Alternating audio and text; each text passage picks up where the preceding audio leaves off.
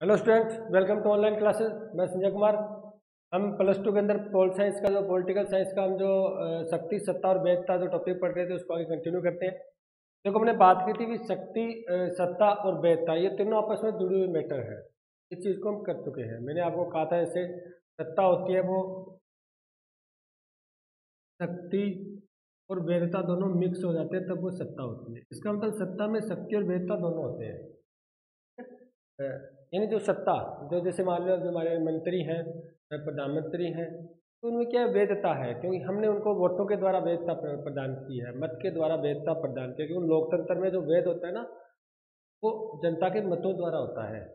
ठीक है, उनको जनता के मत मिले हैं, जनता का विश्वास मिला है, तब वो वैध हो चुके हैं, इसलिए वो डिसीजन ले रहे हैं, निर्णय ले रहे हैं। लेकिन प्राचीन काल में जो शक्ति होती थी वो सैनिक शक्ति का यूज होती थी। जब सैनिक, जो राजा ज़्यादा शक्तिशाली होता था वो दूसरे राजा पर अपना शासन स्थापित कर लेता था। उससे ज़्यादा अगर कोई शक्तिशाली आता था तो उस पर आक्रमण करके खुद अपना शासन स्थापित कर लेता था। यानी कहना मतलब वो सैनिक शक्ति के अनुसार चलते थे। उसके बाद हमारा जो चैप्टर चल रहा था वो शक्ति का चल रहा था। सिर्फ किसका चल रहा था? शक्ति के बारे में पढ़ रहे थे। और शक्ति के बारे में आपको एक बार रिपीट कर देता हूँ। इसके अर्थ की हमने चर्चा की थी। उसके बाद इनके विचारक के अंदर हमने एक तो पढ़ा था मैकियावली। मैंने आपको बताया था मध्यकालीन विचारक, दी प्रिंस बुक थी उनकी उनकी और सबसे खतरनाक विचारक थे ये, बहुत शक्तिशाली विचारक थे। ठीक है, इनके बुक के अंदर बहुत मतलब एक राजा को बहुत ज़्यादा शक्तिशाली बनाने की बात कही गई थी। उसके बाद हमने पढ़ा था थॉमस हॉब्स। इसके जो बुक लिखी थी वो लेवियाथन 1651 की भी चर्चा हमने की थी। ठीक है, ये भी एक शक्तिशाली विचारक है। उसके बाद हमने कुछ अन्य विचारकों की बात की थी। कैटलिन की बात की थी, लास्टवेल की हमने बात की थी। ठीक है, और इसके अंदर आप पढ़ोगे जो अपने मैकाइवर पढ़ोगे, केपलान और मार्गेनथाउ। इन विचारकों की हमने चर्चा की थी। इसके अंदर हमने कैटलिन को बता दिया था।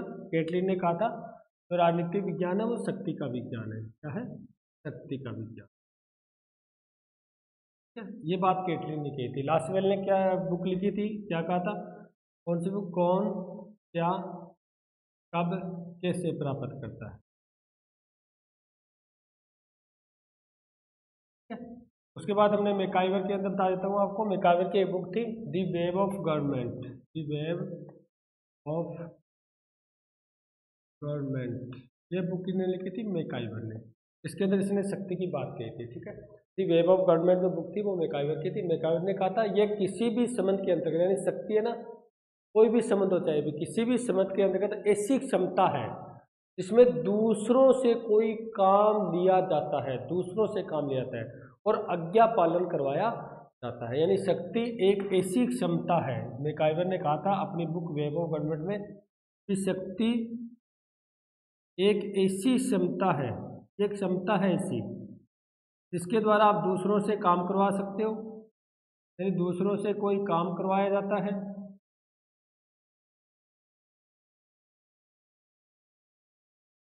या आज्ञा पालन करवाया जाता है, आज्ञा का पालन करवाया जाता है। देखो, इसके बारे में चर्चा कर भी चुके हैं। मैंने आपको बताया भी था कि शक्ति क्या चीज़ होती है। शक्ति होती है दूसरों के कार्य को प्रभावित करना। जैसा मैं चाहूँ वैसा अगर दूसरा व्यक्ति कार्य कर रहा है, मेरा आज्ञा का पालन कर रहा है, इसका मतलब मैं शक्तिशाली हूँ।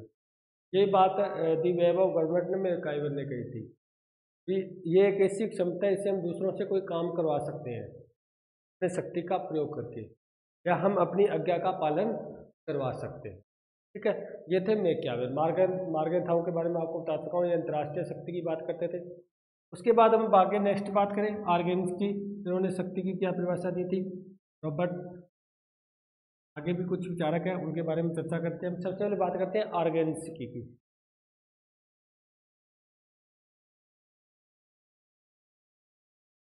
इन्होंने शक्ति को कैसे प्रभावित किया था? इसने कहा था शक्ति दूसरे के आचरण को अपने लक्ष्यों के अनुसार प्रभावित करने की क्षमता है। शक्ति दूसरों के आचरण को, दूसरों के आचरण को अपने लक्ष्यों के अनुसार प्रभावित करने की क्षमता है। इसका मतलब आप दूसरों के आचरण को आप अपने अनुसार, जैसे आपके लक्ष्य है वैसे प्रभावित कर सकते हो। वही बात आ गई ना, जैसा आप चाहते हो वैसे दूसरों को प्रभावित करना। जैसे आप चाहो जी मैं ये काम होना चाहिए, अगर आप दूसरों से वो काम करवा लेते हो तो इसका मतलब आपके अंदर शक्ति की क्षमता है, आप में शक्ति है। तो ये बात तो मैकाइवर ने कही थी दी वेब ऑफ गवर्नमेंट में। ये आर्गेंसी कह रहे हैं भी शक्ति दूसरों के आचरण को अपने लक्ष्यों के अनुसार, जैसा आप चाहो, जैसे आपके लक्ष्य है अगर उसके अनुसार अगर उसके आचरण को आप प्रभावित कर देते हो, उसके कार्य प्रणाली को आप बदल देते हो, तो इसका मतलब आप शक्तिशाली हो। ठीक है, तो आपको इतना ही ध्यान रखना है। देखो परिभाषा सबकी सेम लग रही है, आपको ये ध्यान रखना है कि दूसरों के कार्यों को प्रभावित करना, जैसा आप चाहो वैसा दूसरे अगर कार्य कर रहा है, इसका मतलब आप शक्तिशाली हो, आप में शक्ति की क्षमता। उसके बाद बात करते हैं रॉबर्ट बायस्टेड की। रॉबर्ट बायस्टेड, इन्होंने भी शक्ति के बारे में कुछ बात की थी। रॉबर्ट बायस्टेड ने, इन्होंने एक बात की थी, शक्ति बल प्रयोग की योग्यता है न कि उसका वास्तविक प्रयोग। शक्ति बल प्रयोग की योग्यता है न कि उसका वास्तविक प्रयोग। शक्ति बल प्रयोग की योग्यता है न कि उसका वास्तविक प्रयोग। इसका मतलब शक्ति, आप बलशाली हो, इसका मतलब आप में शक्ति है, लेकिन शक्ति का उपयोग होगा कब, जब आप उसका यूज करोगे, उसका उपयोग करोगे, तब वो बल बन जाएगा। देखो आप शक्तिशाली हो शारीरिक रूप से, लेकिन आप उसका उपयोग ही नहीं कर रहे, तो किसको क्या पता चलेगा। सिर्फ आप में शक्ति है लेकिन आप उसका प्रयोग नहीं कर रहे। लेकिन वास्तव में बायस्टेड कहते हैं शक्ति कब होगा, जब उसका बल प्रयोग कर दिया जाएगा, या जब उसका आप यूज कर लोगे, उस शक्ति का आप उपयोग कर लोगे। जैसे मान लेते हैं वर्तमान प्रधानमंत्री जी, अगर मान लो वो अपनी शक्ति का उपयोग ही नहीं कर रहे, शक्ति तो है उनमें कोई निर्णय लेने की, लेकिन अगर प्रयोग नहीं कर रहे, इसका मतलब उनमें शक्ति है, बल का अब तक उनका प्रयोग नहीं किया गया। लेकिन अगर वो निर्णय ले रहे हैं, डिसीजन ले रहे हैं, यानी शक्ति का प्रयोग कर रहे हैं, इसका मतलब बल का प्रयोग कर रहे हैं। यानी शक्ति बल प्रयोग की योग्यता है, आप उसका उपयोग कर सकते हो। ठीक है, यानी शक्ति जब भी काम आएगी जब उसका उपयोग किया जाएगा। तो ये बायस्टेड कहते हैं, रॉबर्ट बायस्टेड।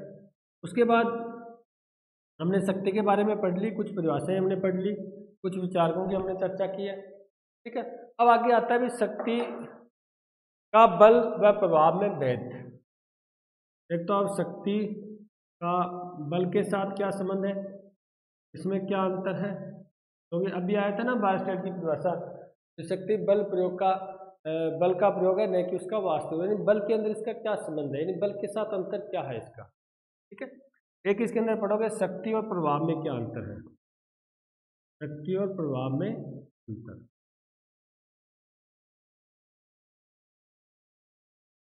ठीक है, सबसे पहले बात करते हैं हम शक्ति व बल में अंतर। शक्ति व बल में अंतर क्या है। देखो शक्ति क्या, वैसे तो अगर आपसे पूछे शक्ति और बल में अंतर बताओ, तो आप कहोगे कि दोनों एक ही चीज़ है, शक्ति भी और बल एक ही चीज़ है, लेकिन वास्तव में इन दोनों में अंतर पाया जाता है। क्योंकि शक्ति क्या होती है, शक्ति प्रच्छन्न बल होता है और बल प्रकट शक्ति होती है। एक मिनट बात सुनो, शक्ति प्रच्छन्न बल होता है, बल है वो वास्तविक शक्ति है। अब इसका अर्थ क्या है, इसकी चर्चा पहले, क्या है वास्तविक शक्ति है, इसको अर्थ को समझो आप। क्या कह सकते हो वास्तविक, या बल प्रकट शक्ति कह सकते हो, प्रकट है यानी प्रकट किया हुआ। देखो शक्ति प्रच्छन्न शक्ति है, इसका बल है, इसका मतलब मैंने अभी आपको एग्जांपल दिया था, आप शारीरिक रूप से बलशाली हो, इसका मतलब आप में बल छिपा हुआ है, तभी तो आप शक्तिशाली हो ना। आप में आर्थिक बल छिपा हुआ है इसलिए आप शक्तिशाली हो, आप में शारीरिक बल छिपा हुआ है इसलिए आप शक्तिशाली हो, आप में राजनीतिक बल छिपा हो इसलिए आप शक्तिशाली हो। इसका मतलब शक्ति क्या है, शक्ति तो सिर्फ प्रच्छन्न बल है, इसका मतलब आप में वो छिपा हुआ है बल, आप उसका उपयोग कर सकते हो क्योंकि आप में वो है। आप में शारीरिक रूप से आप बलशाली हो, आर्थिक रूप से बलशाली हो, राजनीतिक रूप से आप बलशाली हो, यानी एक प्रच्छन्न बल है, यानी बल इसके अंदर छिपा हुआ होता है। लेकिन बल क्या होता है, प्रकट शक्ति है। इसका मतलब जब शक्ति का आप प्रकट कर देते हो, यानी शक्ति का उपयोग कर देते हो, तब वो बल बन जाता है। शक्ति है आपके पास, लेकिन आप उसका उपयोग नहीं कर रहे, इसका मतलब उसके अंदर बल छिपा हुआ है, आप उसका उपयोग कर सकते हो। आप जैसे शारीरिक रूप से शक्तिशाली हो तो आप उसका उपयोग कर सकते हो, इसका मतलब बल छिपा हुआ है तभी तो आप शक्तिशाली हो। लेकिन जैसे ही आप शक्ति का उपयोग कर लोगे, यानी प्रकट शक्ति, तब वो क्या बन जाएगा? बल। जैसे आपके बुक के अंदर एग्जाम्पल दिया है उसकी बात करते हैं हम। देखो हम बात करें जैसे अपने कोई चौराहे के अंदर पुलिस वाले होते हैं, वो हमें रोकते हैं। जैसे परिवहन वाले होते हैं ना, जो ये ट्रैफिक पुलिस होती है, वो हमें रोक देती है, उनमें शक्ति है, वो हमें रोक लेती है, यानी उनमें शक्ति है, वो हमें रोक सकती है। कई बार हम निकल जाते हैं ना, हम घर आके बताते हैं यार पुलिस वाले खड़े तो थे, रोका नहीं हमें, हेलमेट भी नहीं था फिर भी हमें नहीं रोका। इसका मतलब उनमें शक्ति थी लेकिन उसका यूज नहीं किया, आपको रोका नहीं। इसका मतलब बल तो था उसमें, वो रोक सकता था आपको। लेकिन अगर वास्तव में वो बल का प्रकट कर देते, यानी आपको वहां पर चौराहे पर रोक लेते, तब इसका मतलब शक्ति का उपयोग किया जा रहा है, यानी वो क्या बन जाता है? बल बन जाता है। पहले तो सिर्फ उनके पास शक्ति थी लेकिन उसने उसका यूज नहीं किया, आपको जाने दिया। लेकिन जैसे ही उसका उपयोग किया, आपको रोक लिया, इसका मतलब वो क्या हो गया? शक्ति होगी वो प्रकट हो गई, यानी वो शक्ति यूज होगी उपयोग में। जैसे हम एक एग्जाम्पल और दे रखा है, जैसे एक अध्यापक होता है, उसको क्या है? बच्चे को क्लास से बाहर निकालने की शक्ति होती है। अगर बच्चा नहीं पढ़ता, अगर वो शरारत करता है, तो उसको कक्षा से बाहर निकालने की शक्ति होती है। इसका मतलब वो शक्ति होती है उसके पास, लेकिन वास्तव में जब उसको कक्षा से बाहर निकाल देता है, तब वो बन जाता है बल। यानी शक्ति का उपयोग ही क्या होता है? बल होता है। बात समझिए ना, शक्ति के अंदर बल छिपा हुआ होता है, परछन बल होता है, लेकिन जब शक्ति प्रकट में आ जाती है तब वो बन जाता है बल। यानी अभी कहा ना, अध्यापक कक्षा से बाहर निकाल सकता है, यानी उसके पास शक्ति है, लेकिन जब उसका वो उपयोग कर लेते हैं, उसको वास्तव में कक्षा से बाहर निकाल देता है, तब वो क्या बन जाता है? बल। यानी वो शक्ति का उपयोग, यानी प्रकट शक्ति आ जाती है, शक्ति सामने आ जाती है। ठीक है, ये तो है शक्ति के बारे में बात। शक्ति और बल में अंतर समझिए ना, क्या होती है?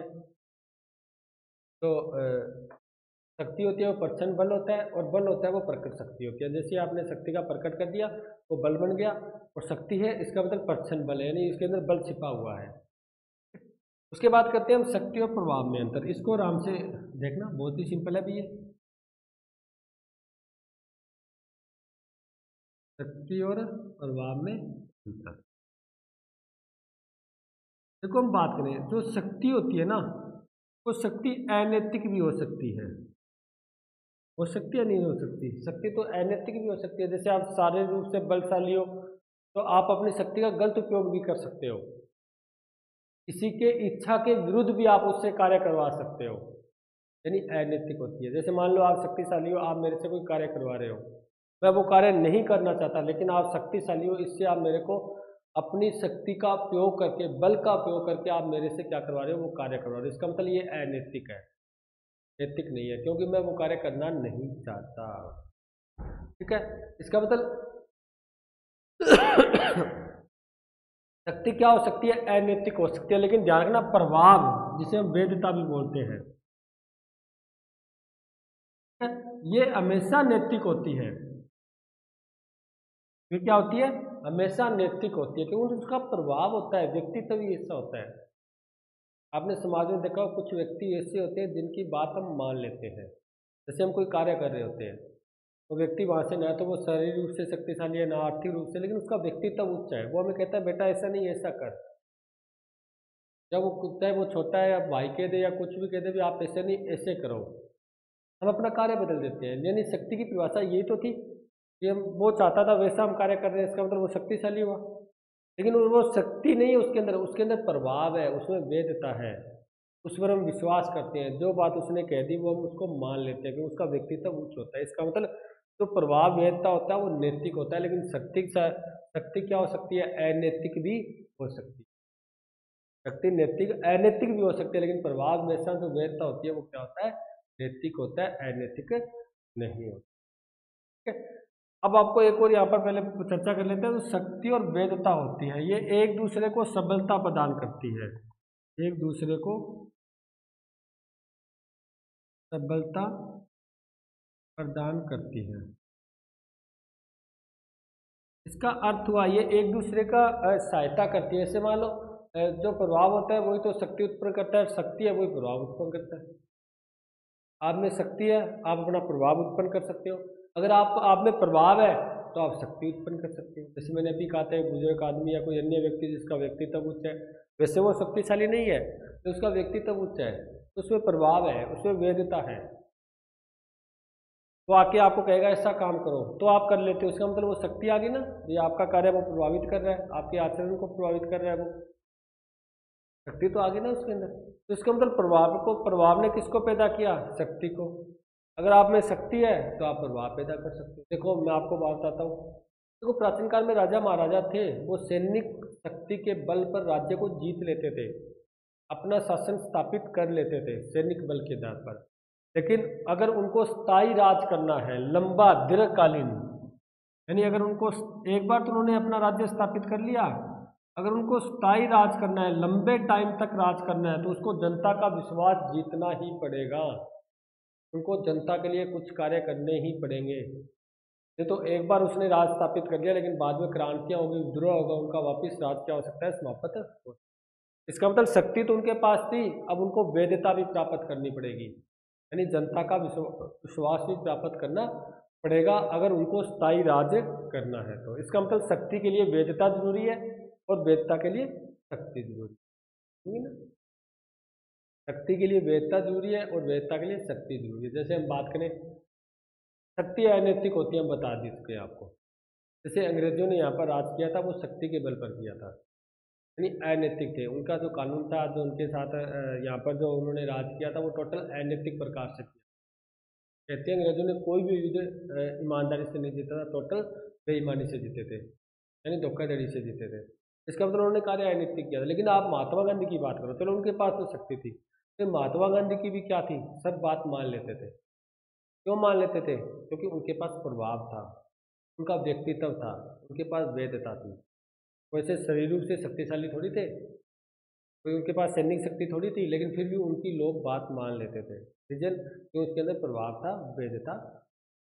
इसका मतलब शक्ति और प्रभाव दोनों एक ही सिक्के के दो पहलू हैं। जैसे मैंने अभी कहा था, राजा अगर एक बार शासन स्थापित कर लेता है, लेकिन अपना शासन स्थायी रखने के लिए तो जनता की वेदता की आवश्यकता पड़ती है, फिर वो जनता का विश्वास है। ये हो गया आपका शक्ति और प्रभाव, यानी दोनों एक दूसरे से प्रभावित है। शक्ति प्रभाव या वेदता को उत्पन्न करती है और प्रभाव या वेदता शक्ति को उत्पन्न, ठीक है। शक्ति अनैतिक, अगर आपसे पूछे दोनों में अंतर, तो आप कह सकते हो शक्ति अनैतिक हो सकती है, तो वेदता होती है, प्रभाव होता है, वो हमेशा क्या होता है? नैतिक होता है, ठीक है। आगे पढ़ते हैं। आपने शक्ति और बल, शक्ति और प्रभाव, वेदता में अंतर पढ़ लिया। आगे जो नेक्स्ट आपका टॉपिक आता है वो आता है शक्ति के रूप। आप क्या पढ़ोगे? शक्ति के, यानी इसके अंदर आप तीन ही प्रकार की मेन शक्ति पढ़ोगे शक्ति के रूप के अंदर। एक तो आप आर्थिक शक्ति पढ़ोगे, एक राजनीतिक शक्ति पढ़ोगे और एक विचारधारात्मक शक्ति पढ़ोगे। राजनीतिक शक्ति, आर्थिक शक्ति, एक बार हमारा शक्ति का ही टॉपिक चल रहा है, उसके बाद सत्ता और वेदता को पढ़ेंगे हम। और तीसरा है आपका विचारात्मक शक्ति। इनकी हम चर्चा करते हैं। सबसे पहले बात करते हैं राजनीतिक शक्ति की, फिर आर्थिक शक्ति की, फिर विचारात्मक शक्ति की। सबसे पहले बात करते हैं हम राजनीतिक शक्ति की। देखो राजनीतिक शक्ति क्या होती है, अगर हमने ये चर्चा की थी, अगर हम प्राचीन काल को देखें, प्राचीन काल में क्या था? प्राचीन काल में राजतंत्र था। क्या था? राजतंत्र। और राजतंत्र में क्या होता था? राजतंत्र में होता था सैनिक शक्ति मुख्य, इसको मान जाता था सैनिक शक्ति को। लेकिन वर्तमान में जो देशों में पाया जाता है वो क्या पाया जाता है? लोकतंत्र। और लोकतंत्र में जो शक्ति माना जाता है वो वोटों को माना जाता है, मत को माना जाता है, यानी विश्वास को माना, यानी राजनीतिक शक्ति क्या माना जाता है? विश्वास को, वोटों को, मतों को मानकर चलती है। अगर हम बात करें इसके अंदर राजनीतिक शक्ति के अंदर, देखो राजनीतिक शक्ति आप कहोगे किस में निहित है, तो हम आप बात करें, कुछ होते हैं औपचारिक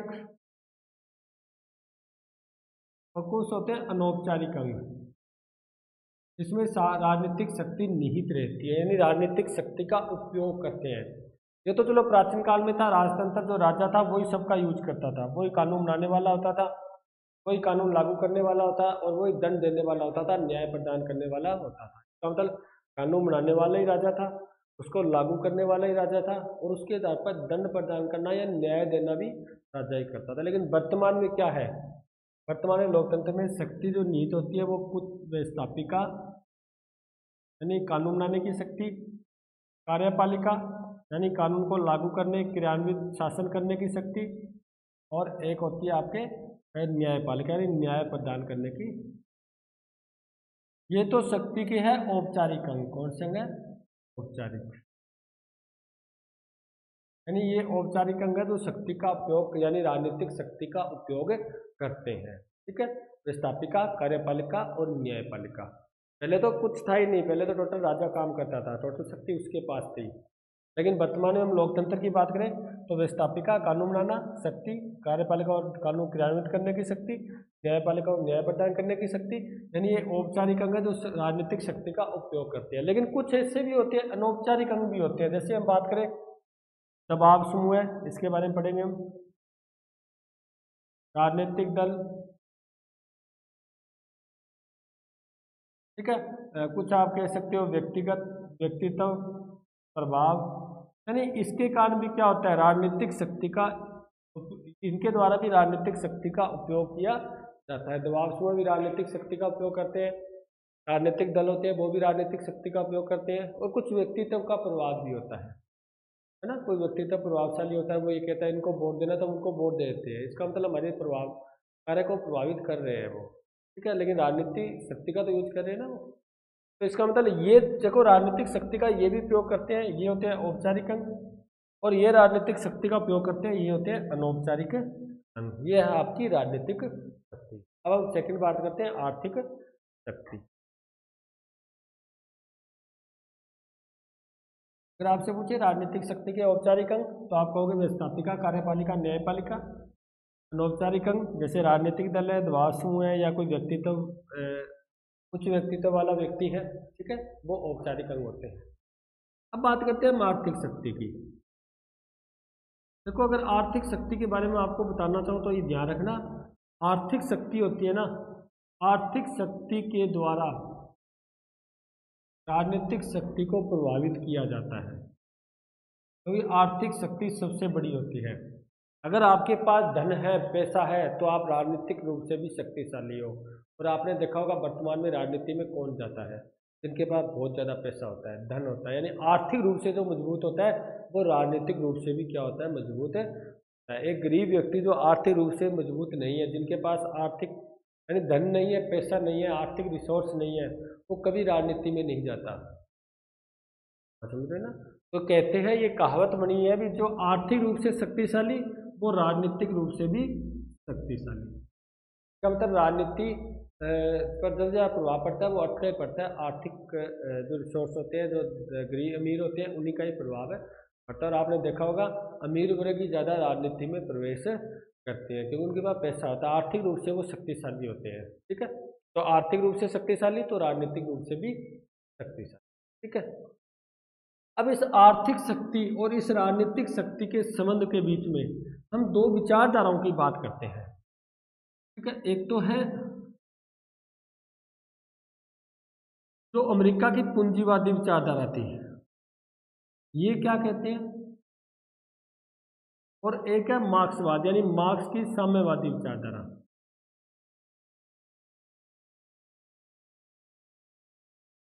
इनके बारे में हम चर्चा कर लेते हैं। ये उन्होंने आर्थिक शक्ति और राजनीतिक शक्ति को किस प्रकार आपस में संबंध माना है।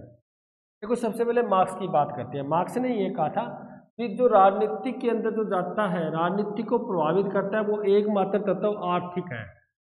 यानी उसने अर्थ को ही मुख्य माना और कुछ नहीं माना, और कोई भी प्रभाव नहीं है। जो आज व्यक्ति जो राजनीति को प्रभावित कर रहा है, प्रशासन को चला रहा है, वो सिर्फ आर्थिक कारण, यानी आर्थिक रूप से वो शक्तिशाली है, आर्थिक रूप से उसके पास शक्ति है, इसलिए वो राजनीति में प्रवेश कर रहा है, राजनीति के अंदर यानी राजनीति को चला रहा है, कानून बना रहा है।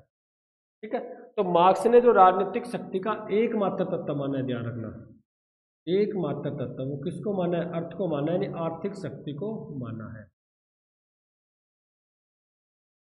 राजनीतिक शक्ति का जो एकमात्र तत्व माना है वो किसको माना है? आर्थिक शक्ति को माना है। आर्थिक तत्व मुख्य माना है। ये आर्थिक जो रूप से शक्तिशाली है वही राजनीतिक रूप से शक्तिशाली है। क्योंकि मार्क्स वाले हम पढ़ेंगे, मार्क्सवाद आपका एक लेसन भी आगे, ठीक है। उन्होंने दो वर्ग बताए थे, एक अमीर वर्ग और एक गरीब वर्ग। गरीब वर्ग होता है वो राजनीति में जा नहीं सकता, सिर्फ अमीर वर्ग होता है जो राजनीति में जाता है। ये दोनों वर्गों बने किसके आधार पर? धन के आधार पर बने। अमीर वर्ग के पास पैसा बहुत ज़्यादा है, गरीब वर्ग के पास पैसा नहीं है।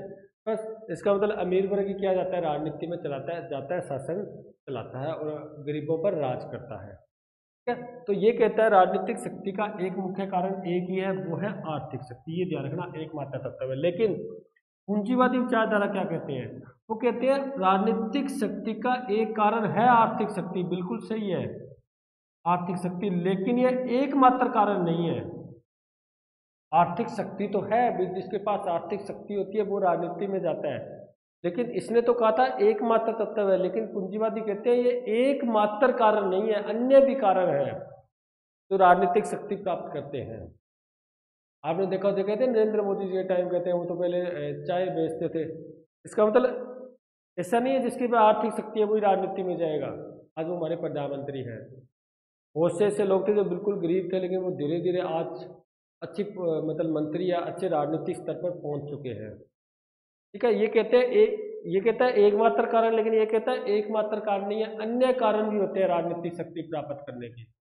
जनता में विश्वास, आपका व्यक्तित्व उच्च होता है। अगर व्यक्तित्व आपका प्रभावशाली है तो आपको आर्थिक रूप से शक्तिशाली होने की आवश्यकता नहीं है, जनता आपको वैसे ही वोट दे देगी। आप ईमानदार हो, ठीक है, आप कर्तव्य के प्रति निष्ठ हो, यानी ये भी कारण होता है जिसके कारण राजनीतिक शक्ति प्राप्त की जा सकती है। देखो मार्क्सवाद तो ये कहते हैं, मार्क्स तो भी एकमात्र आर्थिक शक्ति के द्वारा ही राजनीतिक शक्ति प्राप्त की जा सकती है, लेकिन ये कहते हैं आर्थिक शक्ति के अलावा भी बहुत से अन्य तत्व होते हैं जिसके द्वारा राजनीतिक शक्ति को प्राप्त किया जा सकता है, ठीक है। तो ये है आर्थिक शक्ति। उसके बाद सेकंड बात करते हैं विचार। ये आप थोड़ा उतार लिया करो, इसे शॉर्टकट में जो लिखा जाता है ना, ये अपने कॉपी में उतार लिया करो।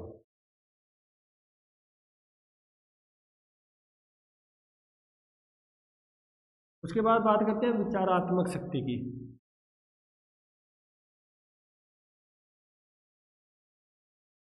देखो विचारात्मक शक्ति क्या होती है? विचारों का समूह होता है, विचारों का समूह है जो हमारे दृष्टिकोण को प्रभावित करता है, हमारे दृष्टिकोण को प्रभावित करता है। यानी विचार क्या होता है? विचारों का समूह ही तो होता है। हमारा दृष्टिकोण देखो प्रभावित तो करना है, प्रभावित करेगा तभी तो शक्ति बनेगी। कोई हमारे गांव में आता है, शहरों में आता है, मोहल्ले में आता है, आकर अपना कुछ लेक्चर देता है, भाषण देता है, उसके द्वारा हम प्रभावित हो जाते हैं। पहले हम मत किसी और को देने वाले थे, अब हम उसको देने के लिए तैयार हो जाते हैं। इसका मतलब हमारा कार्य बदल दिया, नहीं बदला उसने। पहले हम किसी और की सपोर्ट कर रहे थे, उसका भाषण सुनकर हम उसकी सपोर्ट करने लग गए हैं। कहने का मतलब ये क्या होता है? विचारों का एक समूह होता है जो हमारा दृष्टिकोण ही बदल देता है। तभी तो ये मंत्री होते हैं, वो भाषण देते हैं, लेक्चर देते हैं, इसलिए क्योंकि वो लोगों के विचारों को बदलना चाहते हैं, उनके दृष्टिकोण, उनकी सोच को बदल देते हैं, और उनकी सोच को बदलकर वो क्या करते हैं? राजनीतिक शक्ति को प्राप्त करते हैं। इसका मतलब विचारात्मक शक्ति क्या होती है? विचारों का समूह होती है, विचारों का समूह जो हमारे दृष्टिकोण को प्रभावित करती है। इसका मतलब हमारी सोच को बदल देती है, हमारे दृष्टिकोण को पूरे के पूरे चेंज कर देती है, परिवर्तन कर देती है, ठीक है। अब बहुत से ऐसे विचारात्मक के आधार पर कुछ विचारधाराएं थी, जैसे मैं कह दूं समाजवादी, पूंजीवादी, साम्यवादी, ठीक है, गांधीवादी, मार्क्सवादी, ये बहुत सी विचारधाराएं थी जिसने अपने विचारों के आधार पर क्या किया था? लोगों के दृष्टिकोण को ही बदल दिया था। साम्यवादी यानी मार्क्स ने अपने विचार देकर लोगों के दृष्टिकोण को चेंज कर दिया था। समाजवादी ने अपने विचार देकर लोगों के व्यवहार को बदल दिया था, और इन्होंने राज भी किया था, ऐसी बात नहीं है।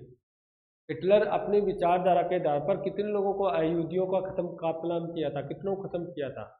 और उसी विचार, देखो वो एक निर्दयी व्यक्ति था, एक तानाशाही व्यक्ति था, लेकिन फिर भी जनता उनके पीछे थी, क्योंकि वो उनके विचार के पीछे थी। उन्होंने जनता को जो विचार दिया था, अपने एक विचारों का समूह प्रदान किया था, उसके पीछे थी जनता। साम्यवादी, जो मार्क्स था उसने अपने विचार दिए थे, जनता उनके पीछे हो गई। यानी कहने का मतलब ये विचारात्मक शक्ति वो होती है ऐसी, अगर आपके अंदर भी विचारों के की शक्ति है आप में, आप लोगों को विचार देकर अपने पीछे लगवा सकते हो, अपना संग बनवा सकते हो, तो आप भी राजनीतिक रूप से नेता का रूप यानी एक राजनीतिक शक्ति प्राप्त कर सकते हो। राजनीतिक दलों में यही तो होता है ना, एक व्यक्ति अपनी विचारधारा को लेकर बहुत बड़ा संघ खड़ा कर देता है, यानी लोगों को अपने विचारों के पीछे लगवा लेता है, जनता उनके प्रत्येक बात पर। और ध्यान रखो, इस नेता के एक कहने पर लोग अपनी जान तक न्यौछावर कर देते हैं, अपने प्राण का त्याग कर देते हैं। वो इतनी शक्ति होती है इन विचारों के अंदर, एक विचारधारा के आधार पर जिस पर जुड़ जाते हैं ना, उसके लिए हम अपना जीवन तक बलिदान कर देते हैं। ठीक है, कहने का मतलब एक विचारों का समूह है जो हमारे दृष्टिकोण को बदल देता है। और ये आप देखते हो पूरे विश्व में बहुत सी विचारधाराएं फैली हुई है, जो आप इतिहास के अंदर राजनीति में पढ़ते हो, आपने +1 में पढ़ी थी और 10th के अंदर भी आई थी ये। ठीक है, अब हम बात करते हैं नेक्स्ट आगे। देखो, शक्ति के बारे में पढ़ चुके हैं, शक्ति के अर्थ, शक्ति की परिभाषाएं, उसके बाद हम शक्ति के जो स्वरूप थे उसके बारे में हम चर्चा कर चुके हैं।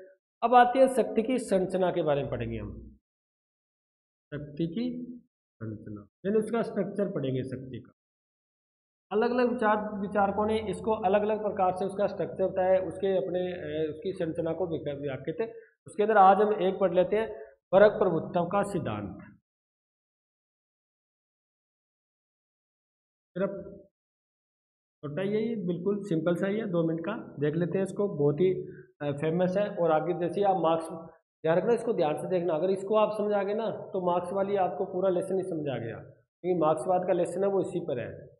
देखो, वर्ग प्रभुत्व का सिद्धांत, इससे संबंधित जो विचारक था वो मार्क्स था। कौन था? मार्क्स। इसने कहा था समाज के अंदर 2 वर्ग पाए जाते हैं, समाज में 2 वर्ग होते हैं, एक होता है अमीर वर्ग, जिसे इसने बर्जुआ वर्ग कहा है। क्या कहा है? बर्जुआ वर्ग। उसके पास ही सब कुछ उत्पादन के साधन होते हैं, उसके उत्पादन के जितने भी साधन होते हैं देश के अंदर, धन के जो रिसोर्स होते हैं, स्रोत होते हैं, टोटल इसी का ही अधिकार होता है। यानी कहने का मतलब ये अमीर वर्ग होता है। दूसरा वर्ग इसने बताया था गरीब वर्ग, इसने कहा था सर्वहारा वर्ग, ये सब कुछ हार चुका है। यानी वो कहता है समाज में 2 वर्ग पाए जाते हैं, एक तो बुर्जुआ वर्ग, एक पाए जाता है सर्वहारा वर्ग। ठीक है, अब वो कहता है वर्ग प्रभुत्व, इसका मतलब इसके पास पैसा है, इसके पास धन है, इसके पास जो भी उत्पादन के साधन है उसके ऊपर इसी का अधिकार है। तो इसका मतलब इसका क्या रहता है? प्रभुत्व रहता है। क्या रहता है? प्रभुत्व। इसका मतलब ये वर्ग क्या होता है? शक्तिशाली होता है। आप समझिए ना, क्योंकि उसके पास धन होता है, पैसा होता है, तो मनमर्जी कोई भी अपना कार्य करवा सकता है, उसी प्रकार का कार्य किसी व्यक्ति को प्रभावित कर सकता है, वो अपनी शक्ति का प्रयोग कर सकता है। इसका मतलब मार्क्स ये कहते हैं भी समाज के अंदर 2 वर्ग पाए जाते हैं, अमीर वर्ग और गरीब वर्ग। अमीर वर्ग के पास पैसा होने के कारण वो शक्तिशाली होता है, और वो आर्थिक रूप से, राजनीतिक रूप से, हर प्रकार से क्या रहता है? समाज में शक्तिशाली रहता है। और ये वर्ग क्या करता है? इस वर्ग पर शासन करता है। क्योंकि अमीर वर्ग होता है जो संख्या में कम है, गरीब वर्ग जो संख्या में ज़्यादा है। इसका मतलब कम संख्या वाले अधिक संख्या पर राज करते हैं, यानी अमीर वर्ग गरीबों पर राज करते हैं, उनका शोषण करते हैं, उन पर अत्याचार करते हैं, क्योंकि वो क्या है? शक्तिशाली है। शक्तिशाली है, इसी कारण वो उस पर क्या करते हैं? राज करते हैं, इनका शोषण करते हैं, इनके विरुद्ध कोई भी कार्य जो नहीं करना होता तो भी उनसे वो क्या करते हैं? कार्य करवाते हैं। ये है वर्ग प्रभुत्व का सिद्धांत, बिल्कुल सिंपल है। वर्ग प्रभुत्व यानी कौन से वर्ग का? अमीर वर्ग का प्रभुत्व होता है, क्योंकि उसके पास धन का रिसोर्स होते हैं, पैसे होते हैं, उत्पादन के साधनों पर स्वामित्व होता है, और वो अमीर होता है, धन बहुत होता है उनके पास, और वो अपने धन का उपयोग करके वो इनसे क्या करता है? कोई भी कार्य करवा सकता है। वो राजनीतिक रूप से भी शक्तिशाली हो जाता है और इन पर शासन करना शुरू कर देता है, और प्रत्येक रूप से वो क्या करता है? इनका शोषण करता है, उस पर इन पर क्या करता है? अत्याचार करता है। इसका मतलब उसका उन वर्गों पर क्या बना रहता है? प्रभुत्व बना रहता है। यानी अमीर वर्ग का गरीबों पर क्या बना रहता है? प्रभुत्व बना रहता है। तो नेक्स्ट आपका वो है विशिष्ट वर्गीय सिद्धांत। दूसरा पढ़ोगे आप, विशिष्ट वर्गीय सिद्धांत। देखो आज आपको यहीं तक पढ़ना है, यहाँ तक पढ़कर आपको इसके नोट्स वगैरह भी आप साथ साथ में जैसे जैसे ये आपके बोर्ड पर जो करवाया जाता है ना, उनका एक सिंपल छोटे यानी शॉर्ट ट्रिक के अंदर नोट्स बना लिया करो आप, बहुत काम आएंगे। ये जो है ना मार्क्स बाद आपको बढ़ा रहे आगे, ये अब नहीं कह रहा आपको प्लस टू के अंदर, बीए के अंदर, एमए करोगे आप, जैसे कंपटीशन का एग्जाम दोगे, प्रत्येक चीज़ के अंदर आपको ये चीज़ मिलेगी, क्योंकि यही तो आता है भी, कंपटीशन में अलग थोड़ी आता है। तो यहाँ तक नोट्स बना लेना, ये जो विशिष्ट वर्गीय सिद्धांत हम नेक्स्ट क्लास में करेंगे, ठीक है। यहाँ तक पढ़ना आपको, यहाँ तक नोट्स क्या करने हैं, मिलते हैं नेक्स्ट क्लास में। Thank you.